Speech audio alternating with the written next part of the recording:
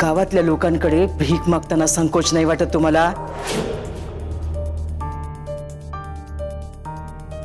भीक? हो, आणि ती पण त्यांच्याकडं ज्यांनी आयुष्यभर ढाले पाटलांच्या उष्ट्या पत्रावाळ्या उचलल्या. रणजित, तुमच्या बायकोमुळे ढाले पाटलांच्या इज्जतीचे धेंडवडे निघाले. त्यातही आम्ही थोडीफार जपून ठेवलेली इज्जत तिचा लिलाव करण्याचा विडा उचललाय का तुम्ही? अक्का, अगं हळू, बीपी वाढेल. आम्ही बोलतोय, तुम्ही पण ऐकून घ्या काय केलंय यांनी. साहेब, तुमचा काहीतरी गैरसमज होतोय. रणजित, आम्ही तुम्हाला दूधखोळे वाटलो का गैरसमज करून घ्यायला? आमच्या माघारी जो उलटा सुलटा कारभार चालला ना तुमचा, ढाले पाटलाला शोभणारा नाही. हो, पण असं काय केलंय मी? स्वतःच्या चरितार्थासाठी, स्वतःचा व्यवसाय उभा करण्यासाठी लोन घेण्याला भीक मागणं म्हणणं हे अन्यायकारक नाहीये? घ्या. काय हो रणजित भाऊजी, नाही तुम्हाला असं म्हणायचंय का आईसाहेब अन्यायाचं बोलतायत म्हणून? राजश्री, उगाच काडी टाकू नकोस. सत्याला काडी म्हणणं हे अन्यायाचे बेबी मावशी. राजश्री, तुम्ही मध्ये बोलू नका. आईसाहेब बोलतात. हा, तुम्ही सांगताय ना म्हणून गप्प बसतोय बरं का आम्ही.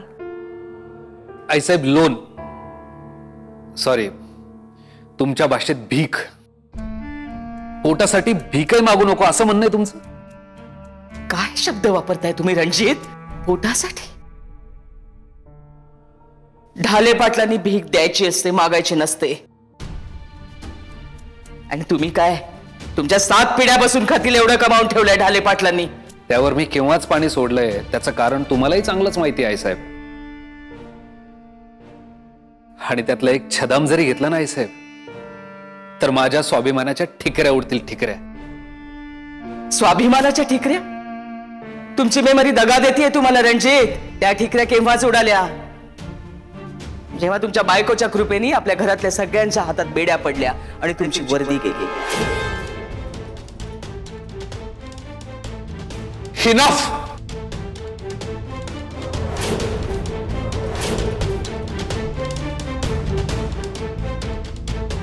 सतत सतत सतत सतत जुनं उगाळत बसू नका आहे साहेब. इथून पुढे संजूला दोष देण्याचा प्रयत्नही करू नका.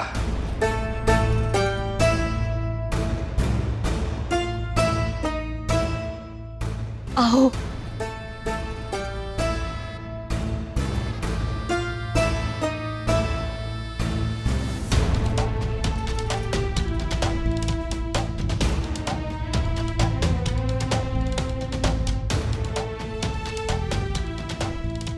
जे काही झालं त्यात हिची जितकी चूक होती त्याहून कैक पटीने जास्त मामा साहेबांची, दादा साहेबांची आणि तुमची होती आई साहेब. हो,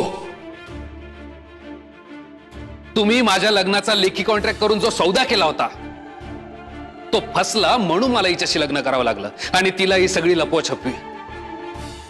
गाळ उपसायचा झाला नाही साहेब तर मलाही उपसता येतो. मी शेवटचं सांगतोय, माझ्या बायकोबद्दल अवाक्षर जरी काढलं तर मी खपवून घेणार नाही. मी तुमचं हे घर केव्हा सोडून गेलो असतो, पण केवळ हिच्यामुळे आणि हिच्यासाठी इथे थांबलोय. इथून पुढे संजूला कोणी काहीही बोललं तर हाही मुलगा हे घर सोडून कायमचं निघून जाईल आईसाहेब. लक्षात ठेवा.